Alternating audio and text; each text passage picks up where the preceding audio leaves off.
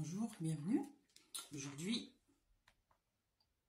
on continue notre série en droit fiscal et on va parler de la classification des impôts. Alors, on va faire le tour globalement des différentes catégories de la classe des impôts sans s'attarder. Pour ceux qui ont besoin de plus de précision, n'hésitez pas à nous contacter aux coordonnées qui figurent sur notre page. Alors, donc on va commencer par la classification administrative. Donc les impôts sont classés selon les collectivités publiques bénéficiaires. Donc cette classification administrative est utilisée en comptabilité nationale. Et sous cet angle, on distingue quatre grandes catégories d'impôts.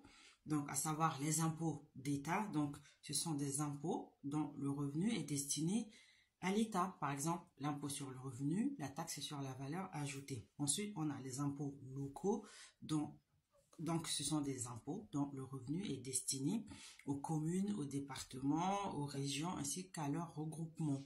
Donc, il s'agit principalement de la taxe foncière sur les propriétés bâties et non bâties, ainsi que des redevances d'enlèvement des ordures ménagères.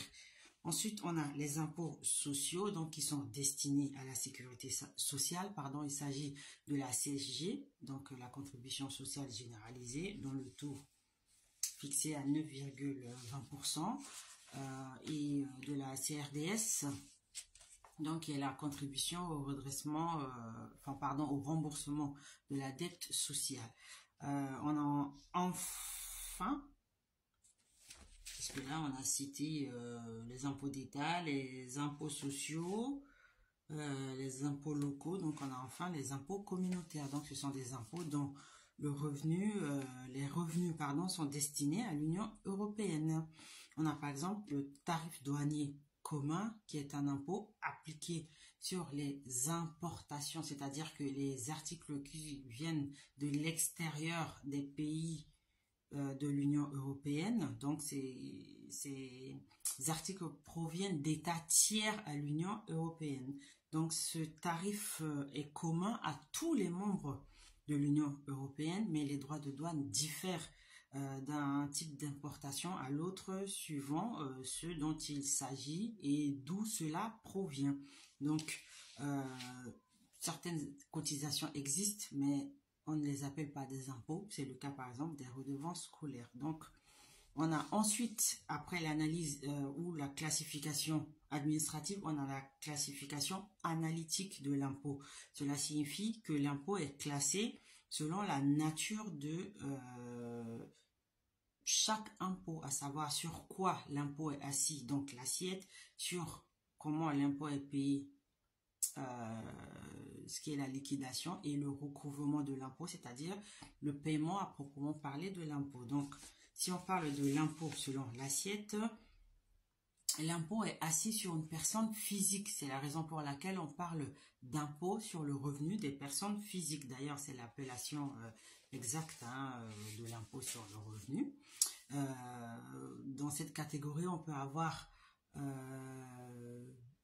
l'impôt réel, donc qui est un impôt assis sur une chose physique ou matérielle, par exemple la taxe foncière sur la propriété bâtie. Donc c'est un impôt que les personnes propriétaires d'un logement, parce que c'est propriété bâtie, paient à l'État.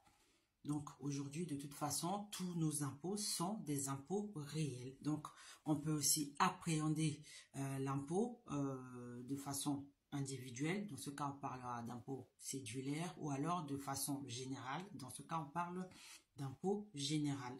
Par exemple, la TVA, c'est un impôt général, car elle frappe toutes les opérations possibles effectuées par les individus.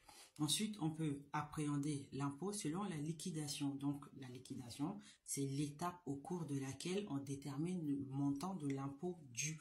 Et enfin, on peut appréhender l'impôt selon le recouvrement, c'est-à-dire que, par exemple, l'impôt direct, c'est celui qui est acquitté directement par la personne titulaire du revenu ou prestataire du service.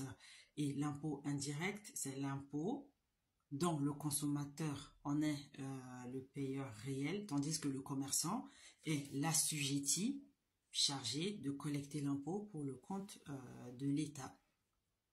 Et la dernière classification, c'est la classification synthétique ou moderne des impôts. Donc, dans ce dernier cas, on classe les impôts selon les différents éléments économiques et juridiques, à savoir donc l'impôt sur le revenu, l'impôt sur la dépense et l'impôt sur le capital. Donc voilà, c'était tout pour aujourd'hui. Si vous avez des questions, si vous avez besoin de précision, de plus amples informations, n'hésitez pas à faire un tour sur notre page et à nous contacter aux coordonnées qui y figurent. À bientôt.